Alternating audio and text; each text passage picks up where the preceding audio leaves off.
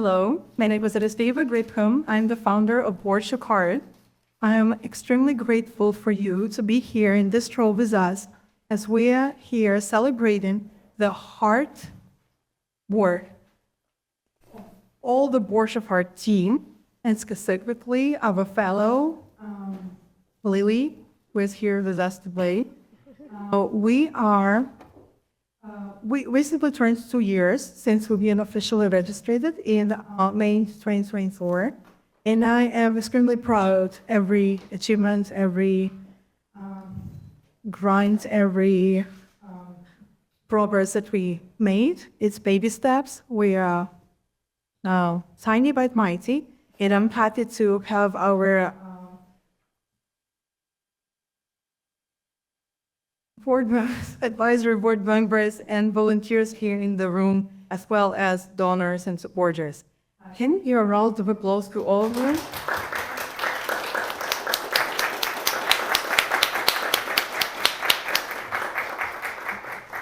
Thank you. That was exactly what I envisioned when I've been thinking about the organization that will be very unique in its mission.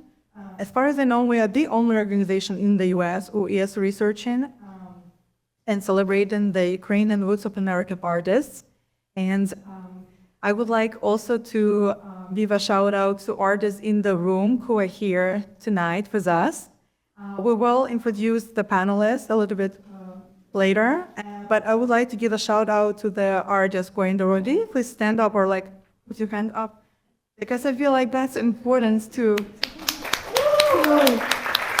It's been great. The whole work is 80,000 words, so what you have is just a printed excerpt of a few chapters. So there's much more to the research that will hopefully come into a publication fruition down the line. So yeah, that's how we got here. And I guess a little backstory. Maya Deren is an avant-garde filmmaker. She is known as the mother of American avant-garde film. She was born in Kyiv in 1917, and she passed away in 1961. So she made works throughout the 1940s and 50s.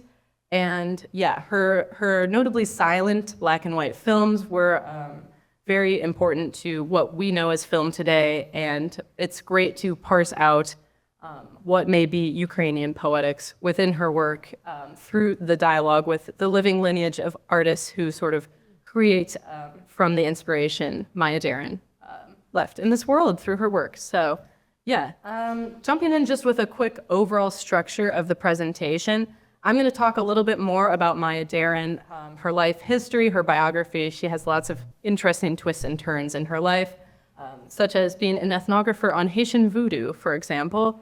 And then we're going to talk about Anagrams of Identity, which we'll hear from Daria Dorosh about the relationship between time and context and personal poetics in your work.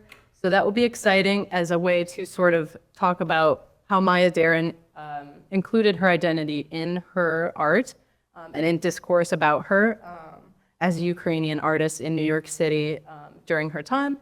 And then we'll have the next section, The Witch's Cradel, talking with Katya Grokhovsky about her time with Barbara Hammer, working with her, and the direct living lineage between those three artists.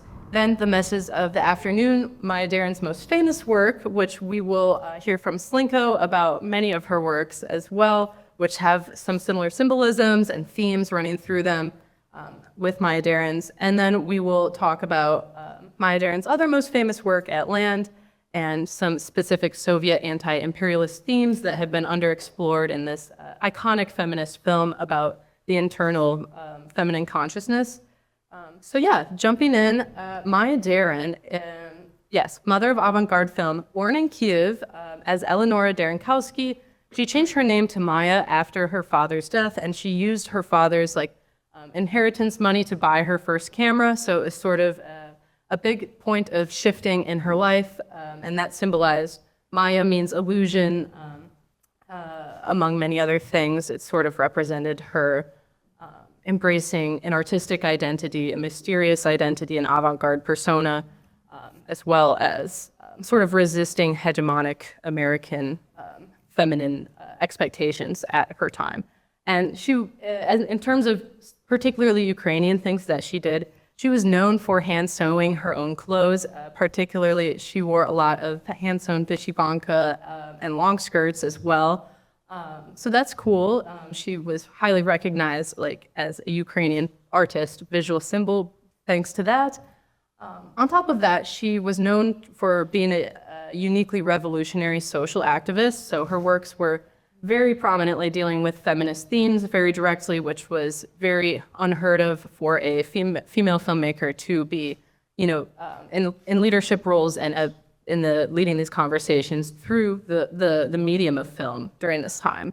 So the ways that she employed that medium have a lot to do with the specific, her identity and the socio-political realities she was navigating. So the goal of my research has been to see what these lovely artists have to say about how we can maybe understand how their relationship to identity and the sociopolitics of the time and place and space inform their work, and how we can maybe merge Maya Deren into that conversation and the historical continuity.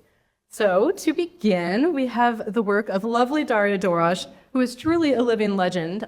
Her work is incredible. Yes.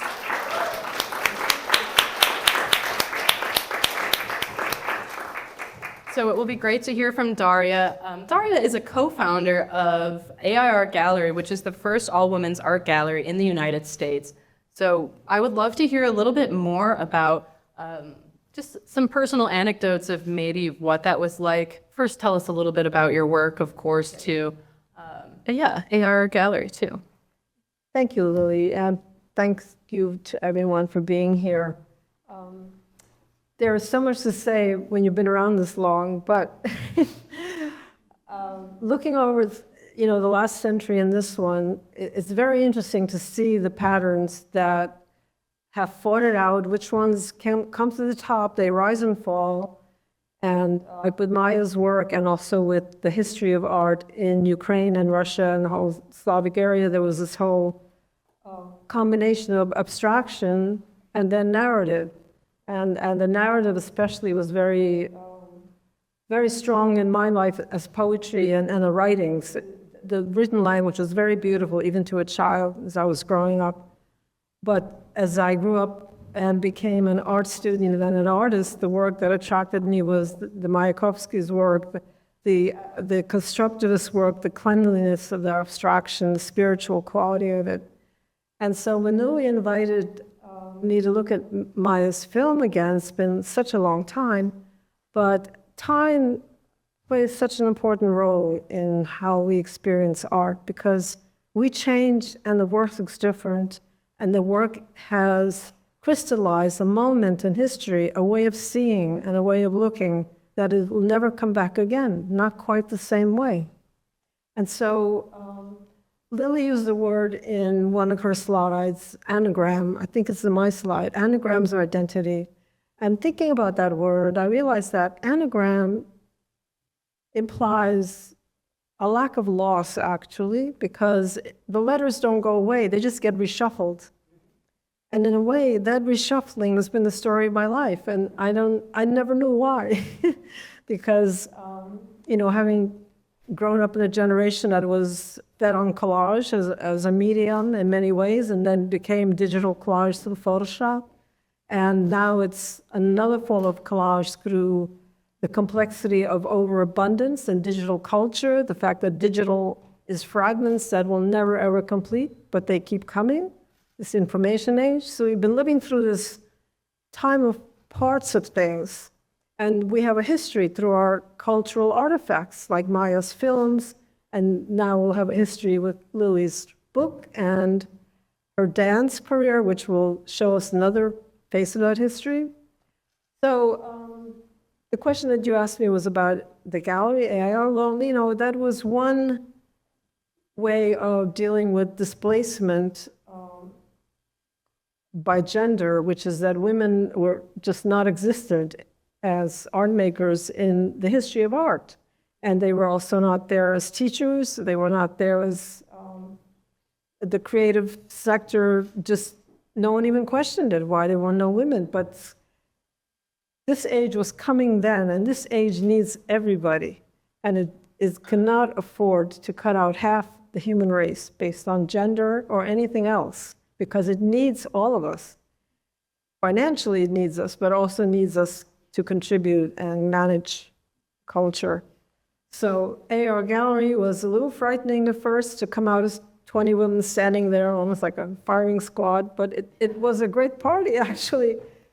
And we learned a lot, and I used it as an experiment to find out what kind of artist I was.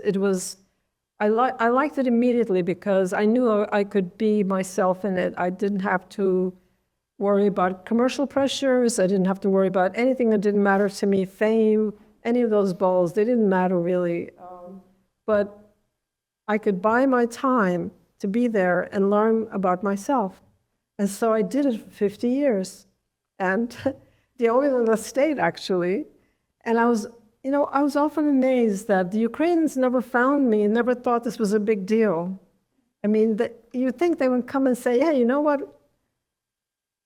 Matter of fact, with a lot of us, they should find out who we are, because we've done a lot for culture, and somehow we haven't been invited into the fold in a way that would let us come there as the work we do.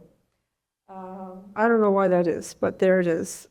So it's been great to have that time, to have 22 one-person shows. And now I know what kind of an artist I am. And my current work actually is focused on exploring relational AI in a very deep way, because that is the new language, it's the new medium. And I want to be there to explore what this is and to build something worthwhile with it. And it's been a fantastic journey for 2 years now, almost, on a daily basis. I've been recording what this new understanding of intelligence is about. And so, my whole history has been mixed media in any case. I was a painter, I was a sculptor, I tried every medium there is, it seems, printmaking, wearable art, the body, the sight. But this new chapter is the one that is an unfinished archive. And I have about 15 projects going around my work with AI that are all unfinished. And now I'm just calling them that. I have a planet in space that's unfinished. I have a book coming called, Capture as Fashion, and all kinds of interesting projects. And I accept the fact that they won't get finished, but the people in this audience might finish them. And that's how it's going to be. It's going to be a shared archive, because we'll be a living archive, because that's what we've come to. We have these films of Maya, but we also have our own archives, and how do we pass them on to the younger people? So that's some of the thinking that your work inspired me. And thank you for picking such interesting pictures for my slide shot here. I just should say why the leaves are on my face. Maya and Lily and I were talking about Zoom, and when COVID hit, I discovered that Zoom could be played with and manipulated if you didn't follow the rules. And Ukrainians don't follow the rules, so that's why we're all here. So I let the background interfere with my front ground, and I got this beautiful semi-vegetable face, which I like much better as a portrait than, well, that was okay, because I was only about 26 years old, so that was okay. But that's the AR founders, in my loft in 1973. The ladder is there because we were putting the loft together, but it's symbolically now about moving on, moving up, moving out.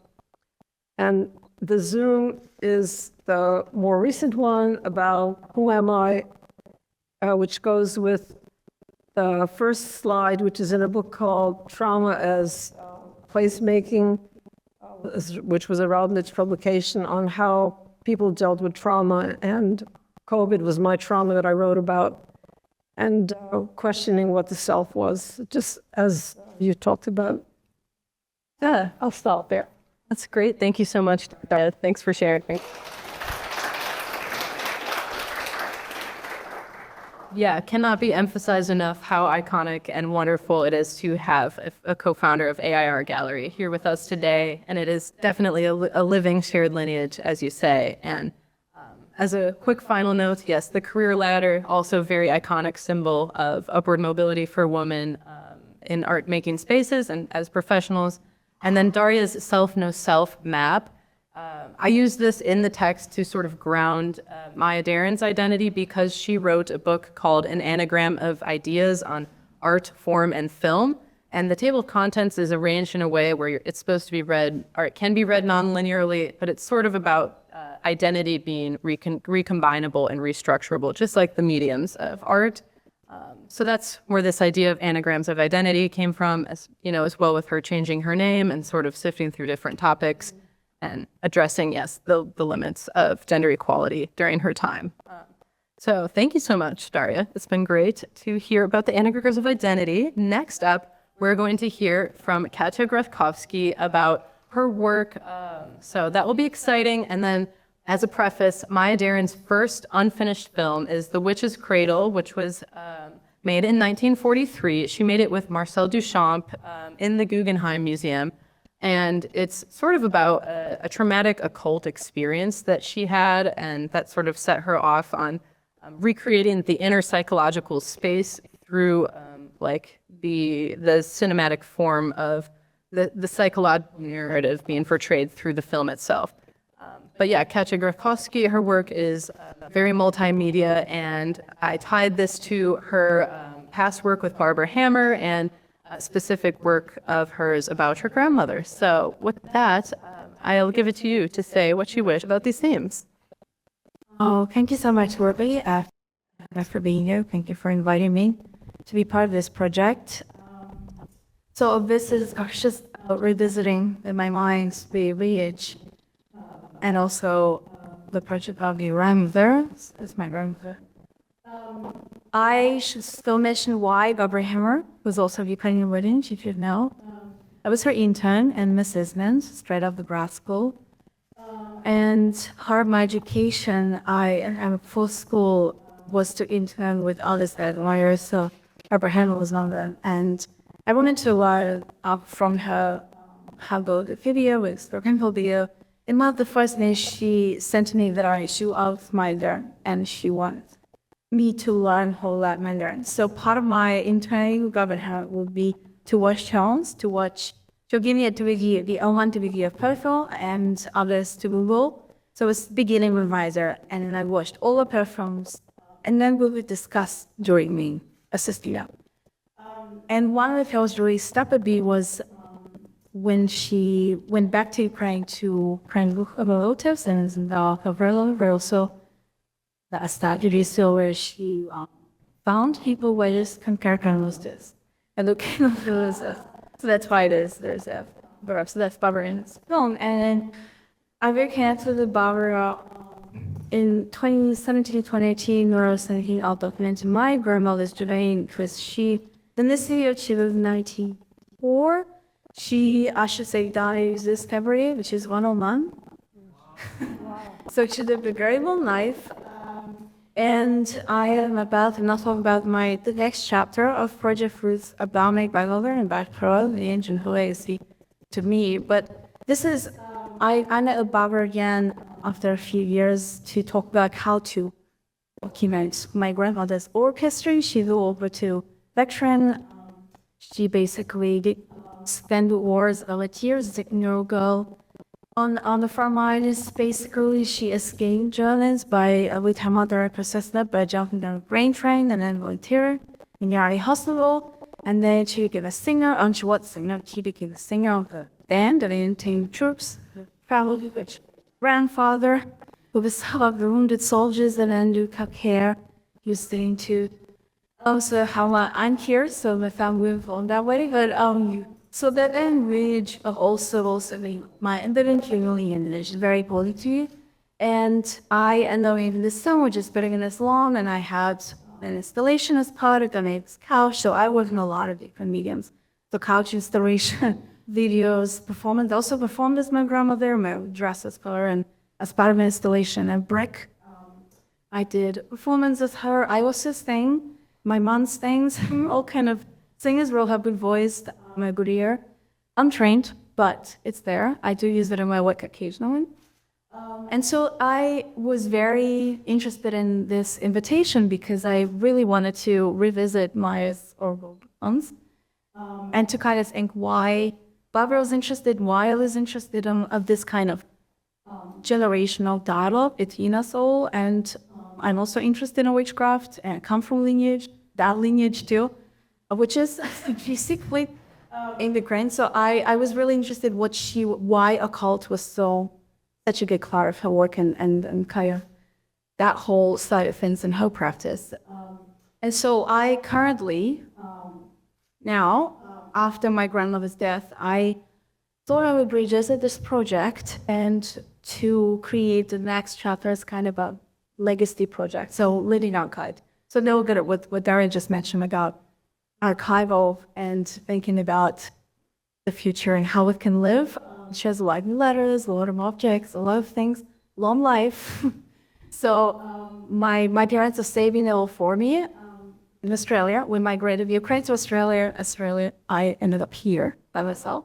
But my family lives in Australia. So I go once a year and I take a lot of objects and like they collect, I collect, my family, because of immigration. I reckon immigration is a big part of my practice, displacement, all of these things that I think also speak to this lineage and archival and legacy, which I'm really now think a lot about. Being also away from my family a lot, I had this dialogue through art, through objects.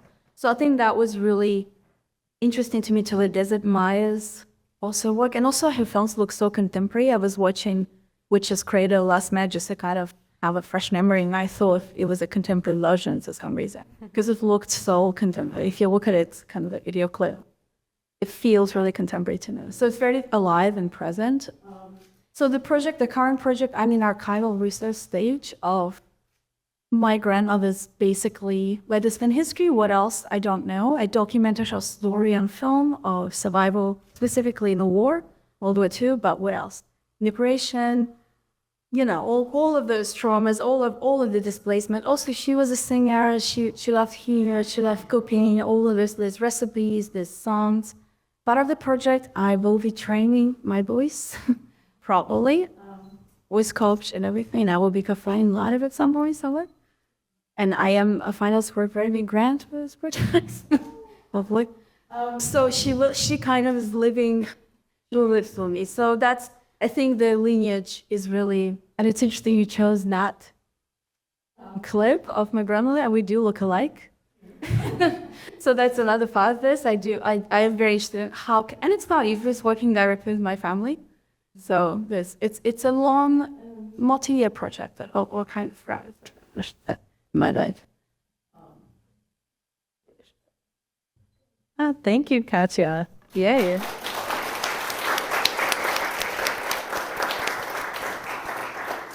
And just a couple quick little notes that's still in the bottom. Barbara Hammer worked with Maya Deren's lineage and legacy in sort of the similar way you're talking about with your grandmother. She projected Maya Deren's old films onto and footage onto a sink from her apartment. So that's Maya Deren's Sink, 2011 by Barbara Hammer. Over here, that's a still from The Witch's Cradle. The string sort of moves with his own agency throughout the film, and it becomes these root-like veins that travel up her arm. So there's some metaphors for intergenerational symbolism and connection between people there. But yeah, those are the stills. Thank you so much, Katya, for sharing about your work. Yay. So amazing.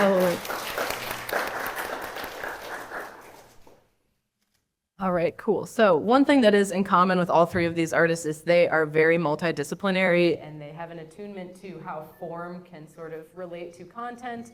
And Slinko's work is very poignantly having to do with her Eastern Ukrainian origins and identity and the politics of changing times and things like that. So here are some stills from her work, juxtapositioned with stills from Maya Deren's most well-known film, Meshes of the Afternoon, 1943, which entails a woman who starts as fragmented, silhouetted limbs, moving through her home, objects move of their own accord, like that knife falls from the bread, the phone is ringing, there's a record player, and it's a silent film as well.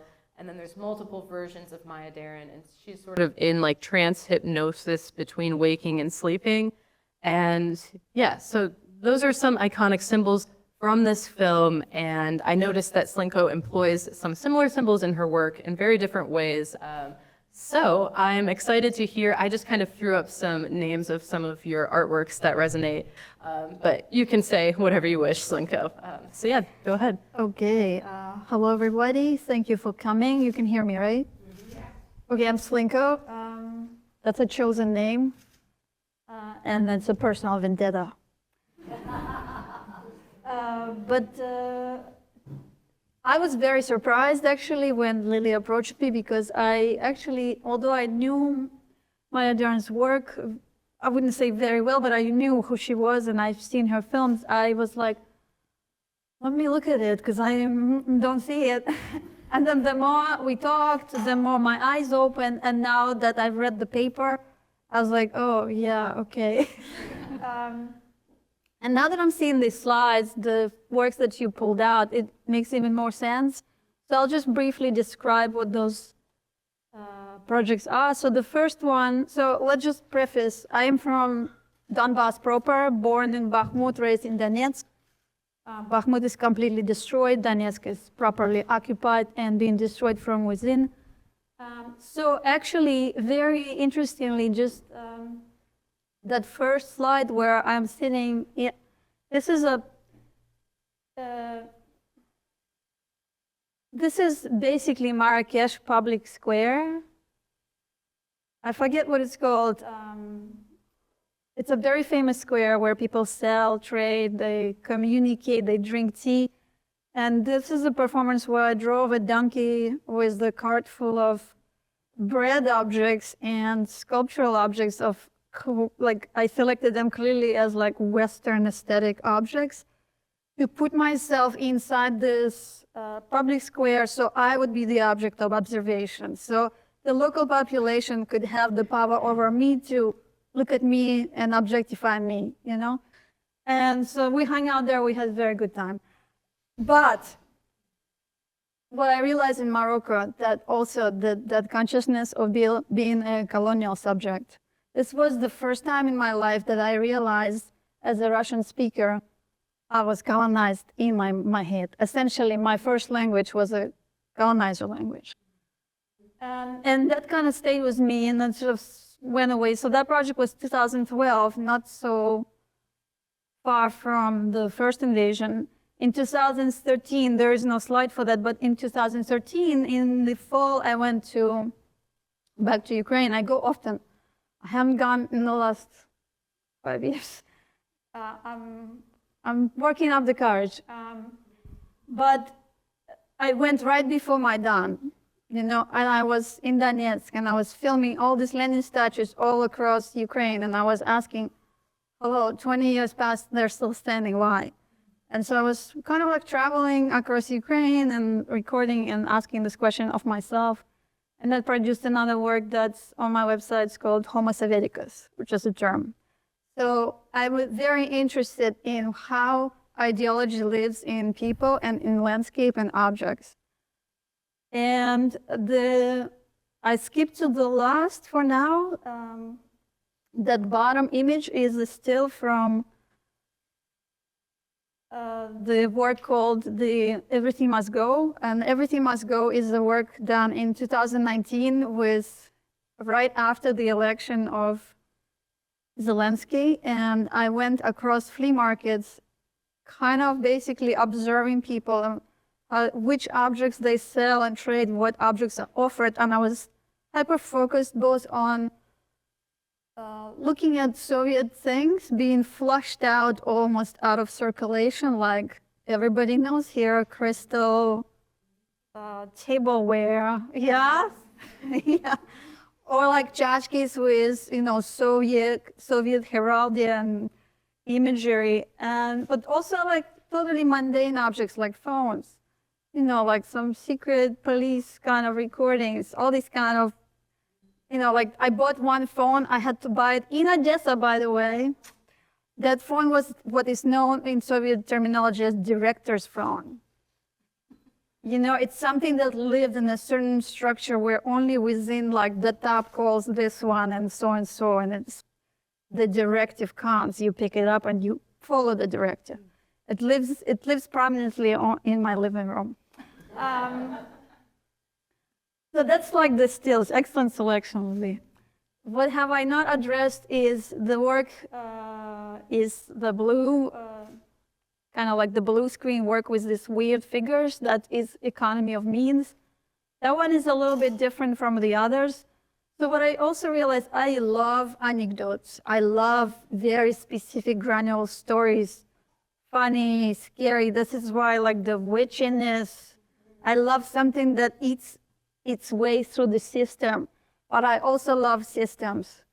I think maybe it's kind of a little bit like being, I mean, order gives me sense of calm, but also order is oppressive. So I'm like, okay, so the work with the blue work is really about, and here's a friend of mine here who actually witnessed me making it. In Omaha, Nebraska, it's the work that was based on the idea of making a living and then kind of like eating your way through the wages of that earnings. So this very direct relationship between earning and spending through this metaphor and embodied metaphor of bread. That particular piece is fun to watch, but it also exists as one of the scenes of two large storyboard drawings where it's much more expansive. And this large two storyboard drawings, they examine the relationship between revolt, revolution, and like basically collapse of social order, but also celebration, because there's very fine line between who is celebrating, who is winning, who is in power. And so that's one panel. And then the second panel is more about the journey or like the evolution of production of bread from artisanal and very kind of like close to the hand to industrialized bread. And so in that panel drawings, I was like, okay, let me see at the end, basically at the bottom, I introduced some bacteria into the mix. So basically the production of that industrial bread goes a bit wonky. And so that all could be seen on my website. I think I've described all of this here, and I just want to speak just to one thing because it's mentioned in the paper, and that's art as evidence, right? That's what we talked about. And so I think we talked about a work that is not finished, but it has multiple kind of like, it's the question of evidence keeps traveling through my work, and I can't pin it down. I want to have in my work some kind of enduring form that will live as evidence of something having existed. For example, when our home was destroyed in this tiny village near Bakhmut, I had a conversation with a curator, and he kind of said, well, you should go and get like a piece of rubble from there. And I was like, that is not okay. That is not okay on so many levels. But then I said to myself, I think his impulse was more like, well, I want to see the evidence that that happened. And I was like, do you not believe that happened? But in my back of my mind, I became interested in art as evidence is an interesting idea and probably very difficult. So the stalled object is actually, I worked with the same dancers from Omaha, and I cast the pieces of rubble, and we did almost like vignettes, where these vignettes portray different very small movements, and that's what's talked about in the paper. And lastly, what I'm working on today is, I want to reflect back on what you guys talked about as far as like negotiating identity. For me, that became a decisive question. So for a long time, I couldn't settle on, okay, am I an American artist? forget this Donbass stuff. Nobody knows where it is. And then I kept going back to Ukraine and making work about that, on top of it's almost like I was two different human beings. In America, I was one person, and I would just be compelled to go back. So basically, with the war, I realized there's no way you can outrun this very deep makeup of who you are. You know what I'm talking about. Like, you need to face it. You need to, turn around and face it. So now I'm working on a project that is called the Registry. And what it does is, I compile a dossier on each settlement in Donbass that has been destroyed or simply occupied. And I take, I use data to determine the size of the land square, and that square gets printed with a human print. Anyone in this audience who has Ukrainian roots can participate. It takes 2 seconds. But anyway, then it becomes part of this registry, which is over 1,000 pieces of prints. If you this is going to be self-promotional, but I need bodies. If you follow me on Instagram, explanation is there, link is there. But the crucial point is I have decided this year that my work is now going to be the work of reparations. I know Donbass is not going to be taken back anytime soon, if ever. But I can fight culturally. I could fight the cultural front where I could reclaim certain things and make them Ukrainian because I choose to be Ukrainian. I didn't not choose to be Ukrainian in the past. It just wasn't so vocal. But now this is a political statement, So I have to, I make effort to speak Ukrainian when I can, even badly. I speak Surzik. If you guys know what that is, it's a mix of other language and Ukrainians. And I speak perfect English, so thank you so much.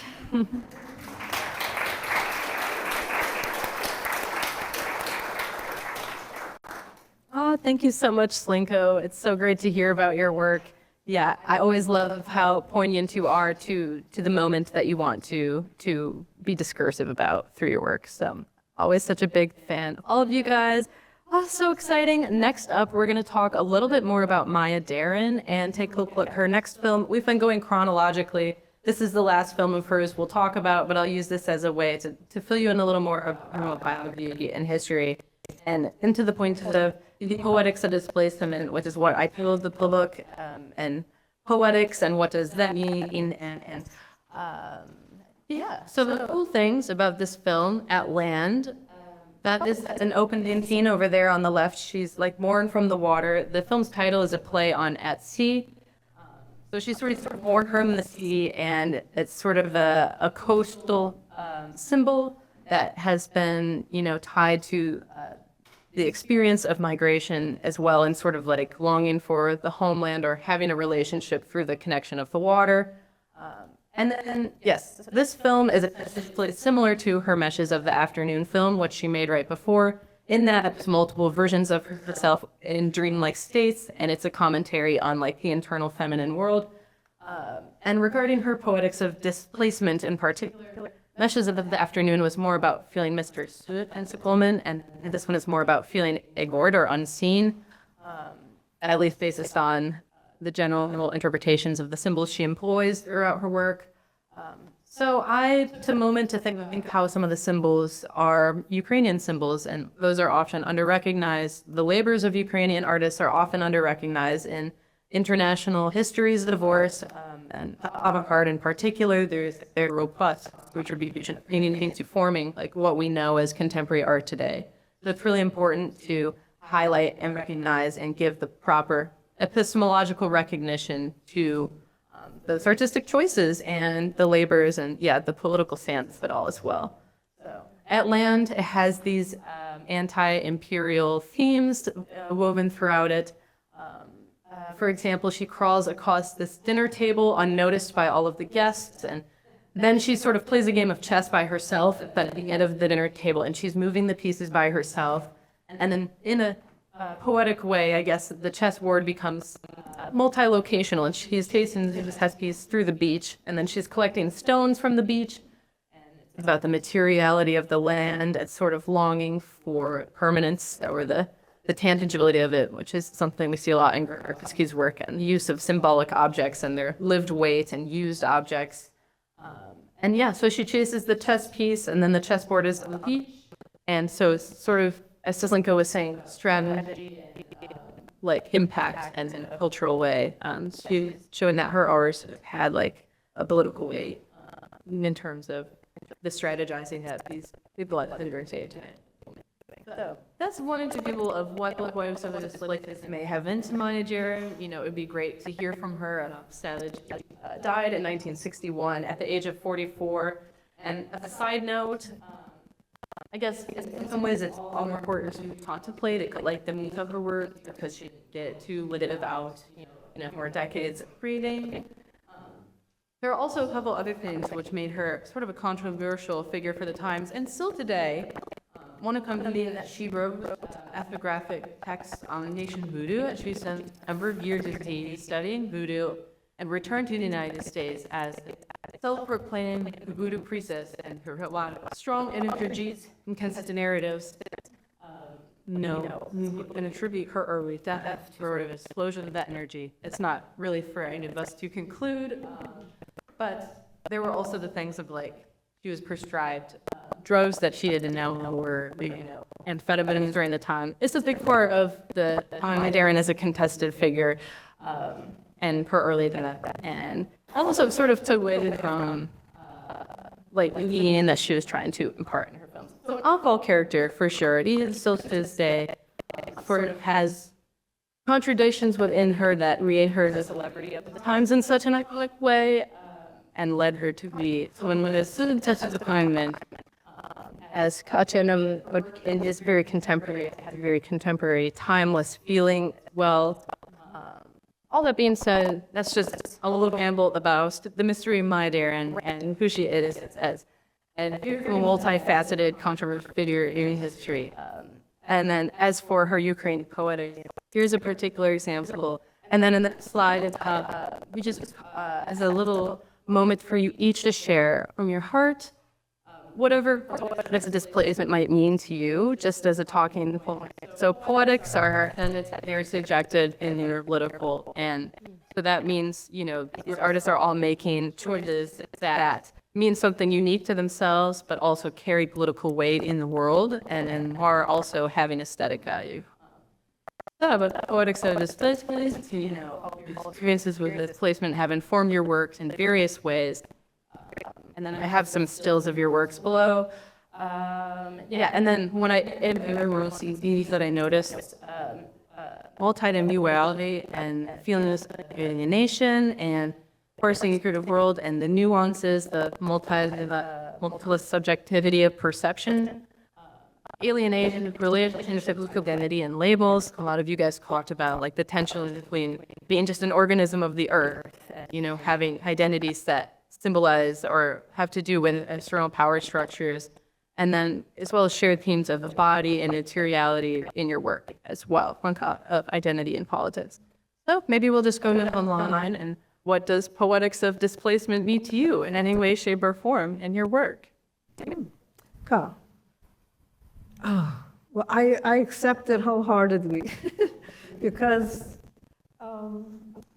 I think, well, I was thinking before, you can take an artist out of Ukraine, but you can't take Ukraine out of the artist. It took me all my life to find that out, that, I could see the visual, Vanki and digital bits and bytes having something to do with each other. And when after finish my teaching career, I decided to give myself a present after 45 years of teaching at FIT and Parsons. I decided to do a PhD because I didn't need it for a job. I needed it as a reward for all the wonderful things I learned about myself, about life, about that I could survive.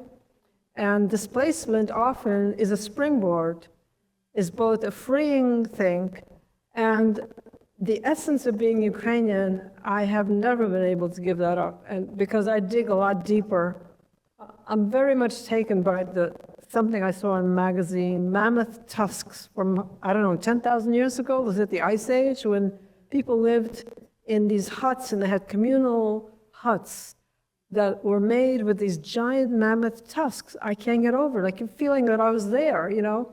But that's how far back I think when I think about my roots. I don't think of the last painful 100 years or the other 200, whatever. But I'm also a fixer, so I want to fix the inequality of the way women are appreciated in Ukrainian culture, because we're much more than that. You know, we are, yes, we are that. We cook really well, and we make beautiful textile embroidery, but we're also damn smart. And, you know, and we can do things, we can help. Let us help.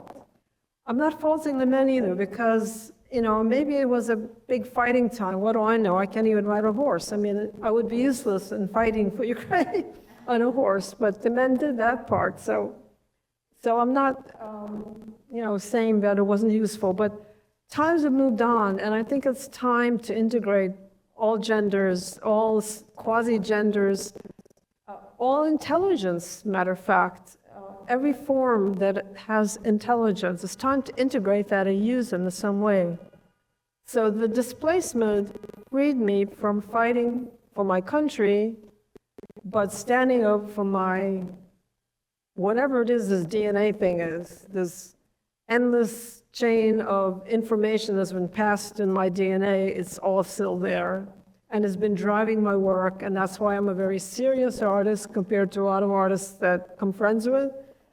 My issues, I feel, are very serious because there's a gravity in Ukrainian culture for me that just comes from something that's there. And I don't know what it is, I don't know how old it is, but I think, you know, you might have a fragment of it in yourself too. And that's where the anger comes that, you know, I'm angry that I was kicked out of my homeland. I was born there, but I found beauty along the way, and that I can take anywhere. And so I found it in the rubble of the war because there were shiny things on the pavement called broken glass. And for a child, that can be magic as well as anything else. And so, I don't know. This is what it is. It's the ability to reconstruct yourself, because that's my project is myself, the human being. And the DNA is part of it, so it comes back. Reminds me of how you said. Yeah, in your Anagrams of Identity, art and instrument is still in it to the degree. Yeah, it is. Love that. Thank you. Thank you. All right, Katya. This reason, I think it's for my work, really, and I can talk a lot about it. It's just like turn to my work as well. It's a house that I built, and Meshach says he built, you know, and it's have some wheels that house, and that of art is a storage and but happy, and then I built the second story for now. And many things in my practice deal with lineage, videos projected and offered in Chigo, or a performance of the beach hall, life, or just in my practice that are impermanent. And I think that talks a lot of ways of the migration. I'll now migrate twice in my life, so I pretty much spent my adulthood migrating. And thinking about migration, adapting to languages, but also thinking about recently a lot about first foundation Russian and Ukraine. So it's that kind of colonization. I now also really aware navigating more cases doing it Ukraine was very young. I know, you told me. And I lost it. So I can understand very well, although I'm not very good at it, but my dad says to me first because I did this. So it's kind of really came to my attention, of course, recently, but it's always been there with color. This constant displacement, even historically, and before we war, this constant kind of placement on us. And I'm also seeing a home. Place called Konstantinivka. actively in the front line and being actively demolished by the Russians. Phosphorus munitions fall on it every day. And that guy was standing there in 2013, all in gold, shining. So I think of two things about the poetics of displacement, but I think about poetics as a form of linguistic displacement, because you have to shift around meaning to produce poetry. I love good poetry. It's like really lights up your mind. And then displacement itself.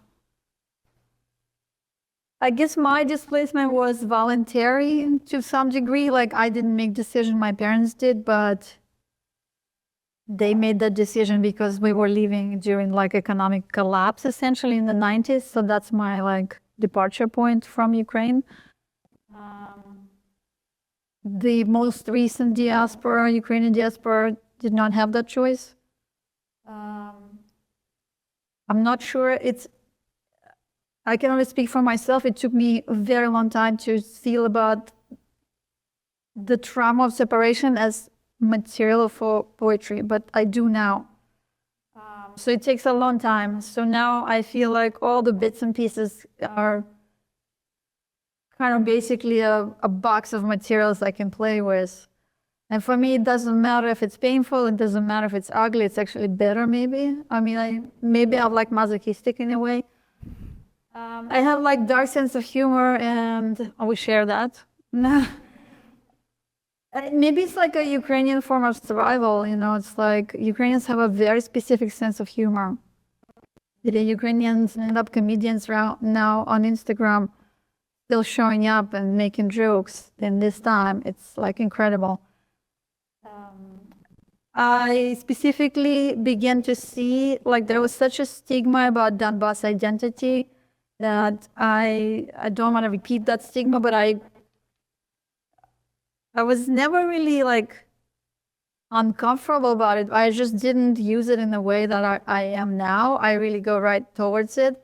And so right now, the poetic, well, I don't even know how to describe it. I look at a lot of male images in terms of like miners' histories. So they're very heavy masculine imagery. But what I read about it and what I kind of like process, there is so much bodily vulnerability. You are constantly in danger in that world. And then what I'm analyzing recently for an essay is like how the images projected on that identity are all like this heroics that kind of labor completely betray and gaslight your daily existence in the mines. And what actually happened is, and my parents are mining engineers, so I really am connected to this, like I can't escape it. It's not like even a choice. And so this whole descent from this heroic image during Stalinist era to feed the Soviet industrial complex to basically become independent, because it was dependent on actually Germany and France and the US. Machinery was bought and then copied and stolen and reproduced. What I was gonna say, yeah, and so the miners from the 30s to like the 90s, when the miner strikes began at the end of the Soviet Union, they basically went down physically. The mines became from 300 meters down to 1,000 meters deep, which means you have higher temperatures, there's higher chance of collapse, there's higher chance of oxygen not getting to you. So this is what this fun stuff I'm looking at these days. Or of course they have jokes, you know, they have like kind of like rudeness about them. But this is my land, so that's what I'm doing. This is my poetics.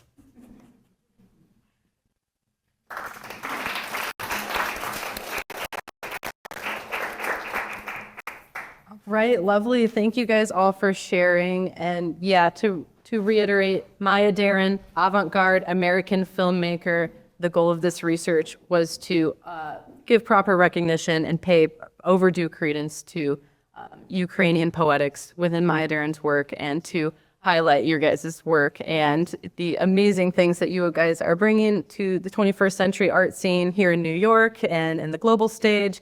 And I can't thank you guys enough for participating in this research. I do want to shout out a fourth artist who I did interview, but who could not be at the panel today, sadly. Luba Drozd is a sound installation artist based in New York City. Her minimalist work, it has a lot to do with material and space and the nuances of perception. So that served as a nice, another anchor point relating to Maya Deren, because she was a very minimalist filmmaker with her films being black and white and silent and usually pretty short, about 15 minutes long. So yeah, if you remember anything, you know, Maya Deren was a household name of her time, and she, in very, very many ways, has made film what it is today. You know, many movies that you see are going to be, you know, built in some way regarding references or on the backs of her unique ideas, as well as the art as organization, art as placemaking movements that she did to bring independent film as like an art form that got equal respect, and that women in particular were really forming the foundations of. So with all that being said, thank you guys for being here today. Keep following their work. You know, it's always great to see what you guys are making and thinking about.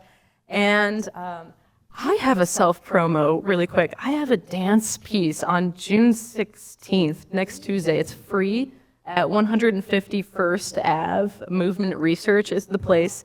It's just a 12-minute performance piece. But as an artist, you know, I have a cast of 6 in the dance. But interviewing you guys and writing about you guys for such an extended period has really influenced my own creative process, and I hope to share that with the people I work with as well. So the butterfly effect is very strong. I very much feel it, and I hope that you guys, you know, keep shining your light in this world, and your authentic voice, you know, it means the world to me and everyone in the room, and I can't thank you enough for the work you do, because I know art making is hard sometimes.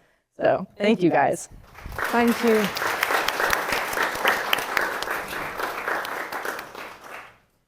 Before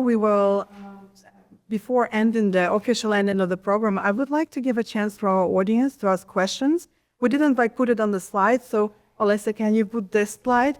I will chip in saying that this work can be the support from the audience, from the people who appreciate the art, people who Yeah, absolutely. It's a great question. So, sure, thank you.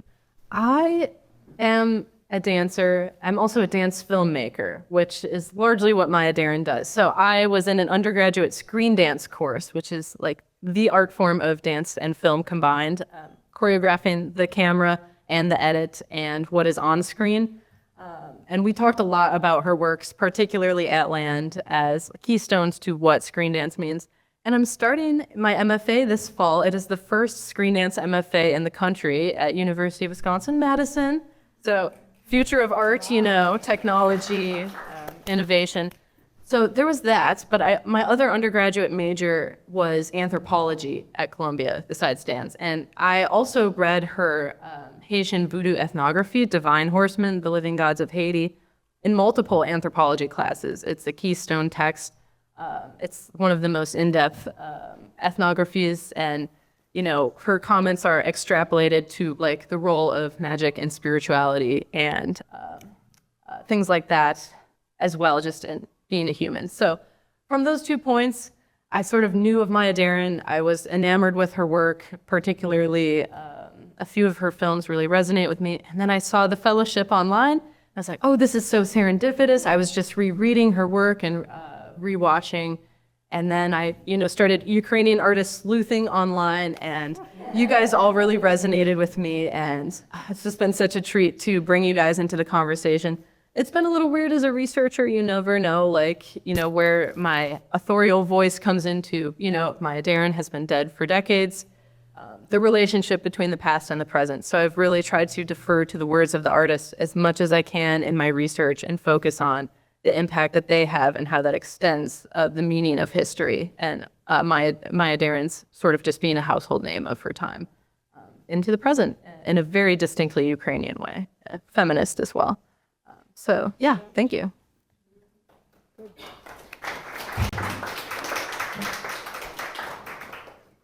Anyone else? I can tell that I would like to give a shout out to Lily and her work.